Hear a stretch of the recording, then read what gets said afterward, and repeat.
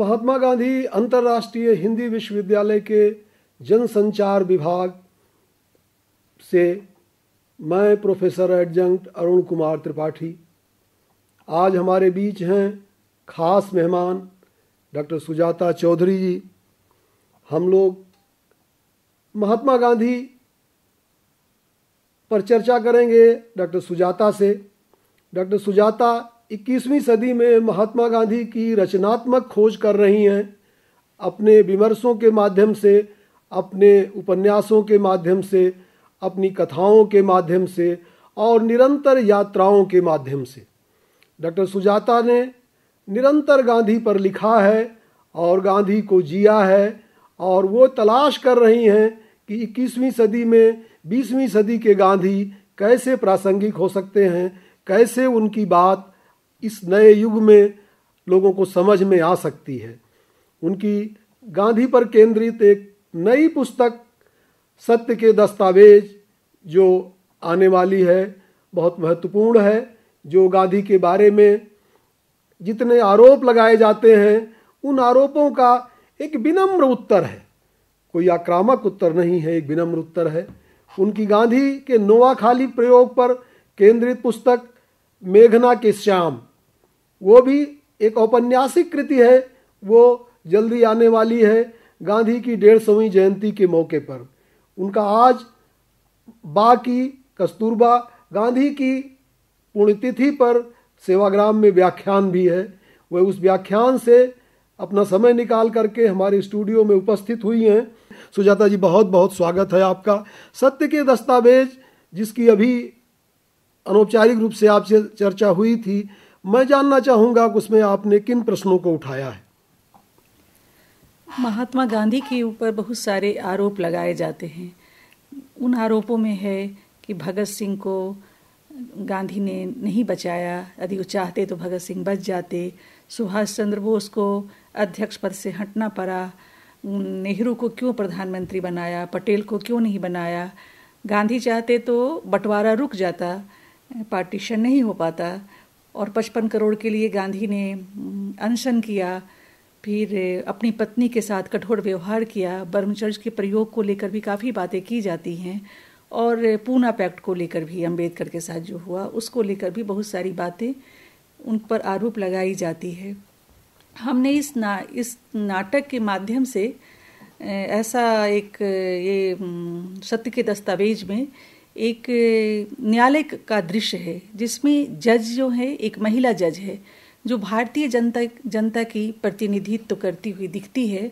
और उसने तिरंगे रंग की साड़ी पहनी है, लेकिन उसमें चक्र नहीं है क्योंकि इससे राष्ट्रीय झंडे का अपमान जैसा होता है। लेकिन वो चूँकि जनता की प्रतिनिधि के रूप में उनको चिन्हित किया गया है। और उस न्यायालय के दृश्य में 2 अधिवक्ता हैं, एक वादी अधिवक्ता हैं और एक प्रतिवादी अधिवक्ता हैं।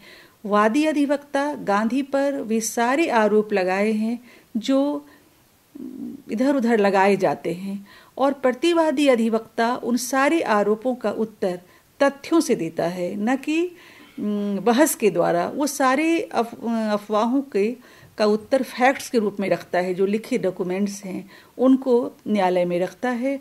और ये एक ऐसी बात नहीं है कि लोग गांधी को जानबूझकर बोलते हैं, कुछ अनजाने में भी बोलते हैं। कुछ ऐसे प्रचार हो गए, और ये प्रचार भी सच पूछ के तो अंग्रेजों द्वारा ही लगाया गया प्रचार है, जो आज तक कुछ लोग उसको नहीं समझ पा रहे हैं। तो मेरे मन में जब भी कभी हम बाहर जाते और गांधी की इतनी प्रतिष्ठा देखते और गांधी के बारे में लोग इतनी बातें करते, तो हमें लगता है कि हम लोग कैसे भारतीय हैं जिसकी पूरी दुनिया में इतनी इज्जत है, और हम लोग खुद उसकी प्रतिमा को अपने ही हाथों खंडित कर रहे हैं या गोली मारते हैं। हाँ, 30 जनवरी को गोली मारते हैं, उनके विचारों को भी इस तरह से मारने की कोशिश करते हैं। तो हमें लगा कि हमें जब गांधी की हत्या हुई थी तो हमें कृतघ्न कौम बताया गया था, ये कृतघ्न कौम है। तो हमें लगा हम भी उसी कृतघ्न कौम से हैं, तो ये मेरा प्रायश्चित होगा यदि हम लोगों के सामने इसके फैक्ट्स को, कि सच्चाई क्या है, वो सत्य के दस्तावेज के रूप में आए। बापू और स्त्री भी आपकी एक रचना है, और आप चूंकि नोआखाली में गांधी स्त्रियों के सम्मान के लिए जिस तरह से संघर्ष कर रहे हैं, आज बा यानी कस्तूरबा गांधी की पुण्यतिथि है, जो उनकी धर्मपत्नी थी और थोड़ी बड़ी भी थी उम्र में। बा का निधन जिस तरह से हुआ, उसमें कई लोग ये भी आरोप लगाते हैं कि बापू ने अपनी कट्टरता से उनको अंग्रेजी दवाई नहीं लेने दी, इस नाते उनका निधन हुआ। दूसरी चीज़, ब्रह्मचर्य के प्रयोगों को लेकर के भी गांधी पर आरोप लगाए जाते हैं कि वो स्त्रियों के लिए कठोर थे। तो थोड़ा सा इस प्रसंग को भी आप पर कुछ रोशनी डालें कि क्या बापू स्त्रियों के प्रति भेदभाव वाली दृष्टि रखते थे? अभी जो स्त्री विमर्श की बातें होती हैं तो हम लोग अभी के हिसाब से सोचते हैं, अभी की परिस्थितियों के हिसाब से। लेकिन मेरी जो दादी नानी से भी बड़ी थी, यानी मेरी परनानी और परदादी की उम्र में, तो उस समय के जो पति होते थे अपनी पत्नियों से बात भी नहीं करते थे। तब एक आध घंटे कभी मिल लिए कुछ दिन में, तो ये भी बहुत बड़ी बात मानी जाती थी। उस समय गांधी अपनी पत्नी कस्तूरबा को लेकर 1 साल तक यात्रा कर रहे हैं, उनको आगे ला रहे हैं। उनको एक स्त्री, एक शिमोन है लेखिका, उनका मानना है कि स्त्री पैदा नहीं होती, बना दी जाती है। तो गांधी जो स्त्री बना दी जाती है, उस स्त्री को स्त्री के उस बना दी जाने वाले कर्म से निकालकर वो एक मनुष्य के रूप में, एक अलग से कस्तूरबा के एक अलग अस्तित्व के रूप में वो उनको आगे ला रहे हैं। तो हमें ये स्त्री विमर्श की जो बातें हैं, जो आरोप लगाते हैं, वो उस परिप्रेक्ष्य में रह के नहीं सोचते हैं।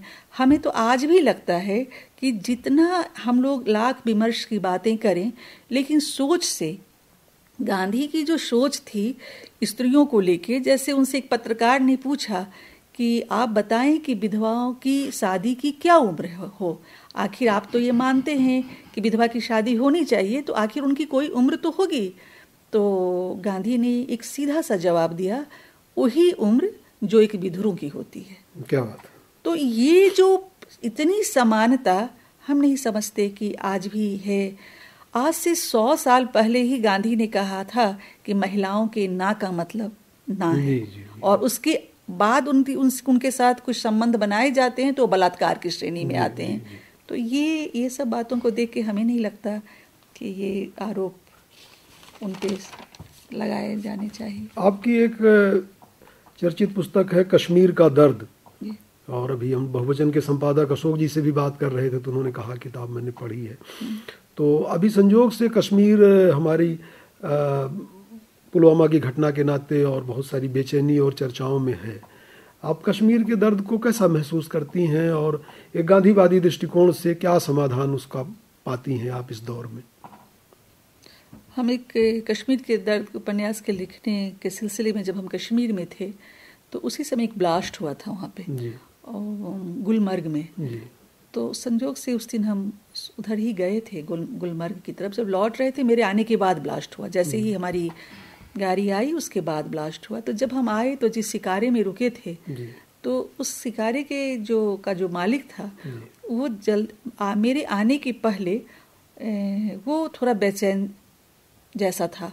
तो फिर हमने कहा कि थोड़ा न्यूज लगाएं, तो उसने कहा कि वो टीवी में काम नहीं कर रहा है उसका। तो हमने कहा कि अच्छा आप थोड़ा देखें इधर से उधर से। तो जब वो चला गया कि नहीं लग नहीं रहा है, तो हमने देखा कि उसने अपने सर्किट को, वो जो टीवी में जो सॉकेट में लगा हुआ था, उसको वो खोल दिया था, क्योंकि वो नहीं चाहता था कि हम उस रक्त रंजित समाचार को देखें और डर जाएं, और हम जाके फिर ऐसी बातें करें। उस दिन मेरा लास्ट डे था, तो वो फिर आया बहुत उदास था। उसने कहा कि मैं तो दोनों तरफ से पिसता हूँ, आतंकवादी आते हैं कहते हैं मुझे तुम रहने दो, और मैं जब उन्हें नहीं रहने देता हूँ तो वो भी मुझे धमकाते हैं, और जब उधर से जो सेना आती है वो भी मुझे धमकाते हुए कभी मेरे इस पर मतलब आक्रामक होके हमसे बातें भी करती है, और कभी कभी मेरे इसमें घुस जाती है, सर्च करती है। तो हम आतंकवादियों और सेनाओं की दोनों के बीच में हम पिसते रहते हैं। तो ये उनका दर्द था। और भी उस नॉवेल में एक सच्ची घटना पे वो उपन्यास है की रचना की गई है। उसमें ऐसा है कि वो एक लड़की है जो एक फौजी की पत्नी है, और उस फौजी की पत्नी को आतंकवादी अपने कब्जे में कर लेते हैं और उसको वो नग्न करके रखते हैं कि ताकि वो भाग न जाए। और एक दिन वो भागने की कोशिश करती है तो उसके एक छोटे बच्चे को आतंकवादी टुकड़े टुकड़े में काट देते हैं। और वो महिला जो है वो भी मुस्लिम है, वो हिंदू नहीं है। तो मेरा उसमें उस उपन्यास में है कि वो जो भोग रही है वो महिला, वो भी मतलब धर्म इसमें कहीं नहीं है, ये सत्ता है और हिंसा है और मन की क्रूरता है और हमारा असफल जो बार बार प्रयास है वो पूरी अच्छी तरह से शायद और भी करने की जरूरत है। एक तरह से दुनिया में जब से वो अमेरिकी जो बुद्धिजीवी हैं सैमुअल पी हंटिंगटन, उन्होंने सभ्यताओं के संघर्ष की बात की थी, क्लैश ऑफ सिविलाइजेशन, और कई बार लगता भी है कि हम कहीं उधर बढ़ तो नहीं रहे हैं। कश्मीर भी लगता है उस तरह की एक गांठ है, दुनिया में हिंसा की चीज़ें बहुत प्रासंगिक हो जाती हैं। बल्कि कल ही मैं सेवाग्राम में था तो मैं वही पागल दौड़ वाला जो उनका कथन है वो पढ़ रहा था कि सभ्यता की नैतिक ऊंचाई 1 इंच भी नहीं बढ़ रही है। तो हम जिस तरह के हिंसा के पागल दौड़ में या हम संसाधन ज़्यादा से ज़्यादा जुटाने की पागल दौड़ में उलझे हुए हैं, ऐसे में आपको क्या लगता है कि लोग गांधी की सुनेंगे, गांधी की प्रासंगिकता बनेगी इस युग में? और भारत ही नहीं, भारत के बाहर भी क्या बनेगी? क्योंकि आप बाहर भी घूमती हैं, क्या उनको किस रूप में लोग याद करते हैं? जी, जैसा एक बार हमने शायद आपसे बातचीत में बताया था कि जब हम जिनेवा गए थे तो वहाँ पर एक फिलिस्तीन का लड़का था। तो वहाँ पे गांधी की जिनेवा के जो आगे उनका मैदान है उसमें गांधी की एक विशालकाय मूर्ति है और किसी दूसरे की नहीं है। वहाँ किसी देश के किसी नेता की कोई मूर्ति नहीं है, सिर्फ गांधी की। तो वहाँ पे हम खड़े होकर 1-2 फूल गांधी को चढ़ाना चाह रहे थे तो फिलिस्तीनी आया, बोलता है यदि मेरा देश इनके बताए हुए रास्ते पे चलता तो हम लोग अभी तक सफल हो गए होते। तो हमने फिर पूछा आप कहाँ के हैं? तो उसने बताया कि फिलिस्तीन के हैं। जैसा आपने कहा कि आजकल कुछ बातें हैं जिसका थोड़ा सा आजकल एक अप्रतिष्ठित करने की कोशिश की जा रही है, उसमें एक अहिंसा भी है। अहिंसा एक ऐसा शब्द है जिसको लोग ऐसा बना रहे हैं जैसे वो कायरों की चीज़ थी और उस अहिंसा का पालन करने से लोग कमज़ोर हो जाते हैं और कायर हो जाते हैं। आप नोआखाली की ही बात हम करें तो नोआखाली में उस आग के लपट में एक गांधी अकेले थे जो काम कर रहे थे, वो भी अकेले, उनके साथ न कोई। उन्होंने एक व्यक्ति को हटा दिया, जो कैंप था उसको भी तोड़ दिया कि मैं अकेले चलूँगा। उसी दिन लोगों ने गाया एकला चलो रे। तो वो जो अहिंसा की प्रतिमूर्ति है वो कितना वीर हो सकता है, हम नोआखाली में उनको समझ सकते हैं। और तो हिंसा की जो प्रतिष्ठा है वो इसके लिए लोगों के द्वारा की जा रही है कि लोग अहिंसा के तत्व को समझ नहीं पा रहे। हमने एक दिन एक सभा में गए थे, कुछ बच्चों से बात कर रहे थे और वहाँ पे उनके गार्जियन भी थे। तो हमारा एक सवाल था कि आप लोगों में से जितने भी यहाँ गार्जियन बैठे हैं उसमें से कौन से ऐसे पिता हैं जो अपने 2 पुत्रों में यदि मतभेद हो जाता है, झगड़ा हो जाता है, ईर्ष्या हो जाती, द्वेष हो जाता है, तो कौन से पिता हैं जो अपने दोनों पुत्रों के हाथ में तलवार देकर कहेंगे कि इसको तुम लोग फरिया लो, बिहार में एक भाषा है फरिया लेना, तुम लोग इसको अपने ढंग से निपटा लो, दोनों के हाथ में तलवार हो या दोनों के हाथ में पिस्टल देने वाले। क्या कोई एक भी पिता है जो एक भी फादर है जो देगा अपने बच्चों के हाथ में कि लो पिस्टल, दोनों एक दूसरे को समाप्त कर लो? उस समय वो अहिंसा की बात करेगा। क्यों? क्योंकि उसको अपने बच्चे से प्रेम है। और हिंसा की बात वही करते हैं कि दूसरे के बच्चे कटे मरे, दूसरे के बच्चे लड़े, लेकिन मेरे बच्चे अहिंसा का पालन करें। तो ये जो दूसरों के प्रति हमारे मन में जो असंवेदनशीलता है, हमारी संवेदनहीनता है, उसके कारण ही हम हिंसा की बात करते हैं। एक आखिरी प्रश्न में, जो आगा खां पैलेस में ही बा का निधन हुआ और बा के लिए जो पहले उनकी सेवा, दवाइयाँ, सुशीला नैयर भी थीं, देवदास भी थे और पेंसिलिन शायद लाने की जद्दोजहद में जो है बा की अवस्था बड़ी ख़राब हो गई। तो लोग कहते हैं कि भाई गांधी ने जो है वो स्वास्थ्य पर ध्यान नहीं दिया। इसमें थोड़ा सा आप जो है हमारे जो दर्शक हैं उनको थोड़ा सा एक्सप्लेन करें, थोड़ा बताएं कि कैसे वो घटना में गांधी दोषी नहीं है, या जो भी स्थितियां थी, क्या थी? एक तो हम लोग ऐसा मानते हैं कि मृत्यु जो है, हम बा भी यही मानती थी, जो सनातन जो संस्कृति है उनकी बात इसमें विश्वास करती थी कि मृत्यु तभी होती है जब हमारा निश्चित समय आ जाता है। लेकिन ये हम लोग भी नहीं मानते हैं, डॉक्टर इलाज जरूरी चीज़ है। तो गांधी ने कहा कि मैं पेंसिलिन देने का समर्थन नहीं करूंगा, लेकिन बा चाहें और बा के बच्चे चाहें तो वो कर सकते हैं।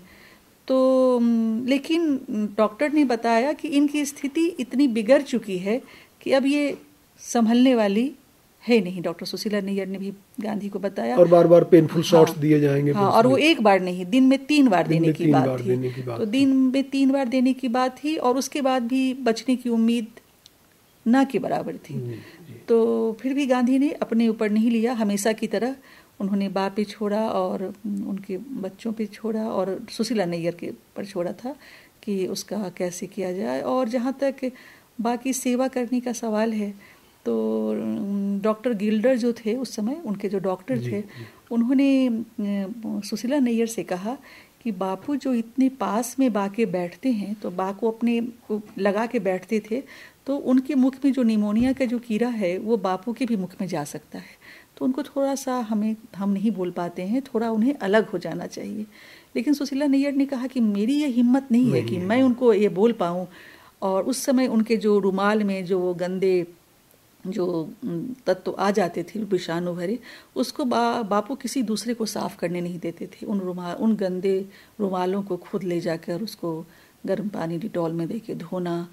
और दक्षिण अफ्रीका तक में भी जब बा बीमार पड़ी हैं, उनके चोटी करने को छोड़कर, चोटी करने बापू को नहीं आती थी, लेकिन वो सारे काम उनके मूत्रालय और उनके जो मल मूत्र सब है उनको ले जाना वहाँ तक, फिर मल मूत्र उठा के फेंकना, सारी सफाई करना, सब अपने हाथों से करते थे। बापू की खोज जो सुजाता जी निरंतर कर रही हैं, और बापू के जीवन के जो एक उनकी नैतिकता है, उनके आदर्श हैं, उसको 21वीं सदी में इस पीढ़ी को नए रूप में प्रस्तुत कर रही हैं, उस पीढ़ी के समक्ष उस पीढ़ी को समझा रही हैं। ये उनकी रचनाशीलता एक श्लाघनीय है और बहुत ही प्रासंगिक है हमारे इस युग के लिए। लगभग 18-20 पुस्तकों की रचना करने के बाद भी सुजाता जी निरंतर सक्रिय हैं, और मुझे लगता है कि ये सिलसिला अभी लंबा चलेगा और भारतीय समाज को, हिंदी समाज को बहुत श्रेष्ठ रचनाओं का उपहार मिलेगा। सुजाता जी गांधी जी की 150वीं जयंती पर निरंतर यात्रा कर रही हैं और गांधी को समझने और समझाने के प्रयास में हैं। मैं आशा करता हूँ कि भारतीय समाज सुजाता जी की रचनाशीलता से, उनकी समझ से प्रेरणा ग्रहण करेगा, नई पीढ़ी प्रेरणा ग्रहण करेगी। और वह हमारे स्टूडियो में आई, उन्होंने हमसे बातचीत की। ये मेरे लिए बड़ी अच्छी बात है, विभाग के लिए, हमारे लिए एक सौभाग्य की बात है, और ये वार्ता एक सार्थक वार्ता बनेगी, मुझे ऐसी उम्मीद है। और ऐसे अवसर सुजाता जी के साथ समाज के अन्य लोग भी प्राप्त करेंगे। इन्हीं शब्दों के साथ मैं उन्हें बहुत बहुत धन्यवाद देता हूँ, बहुत आभार देता हूँ।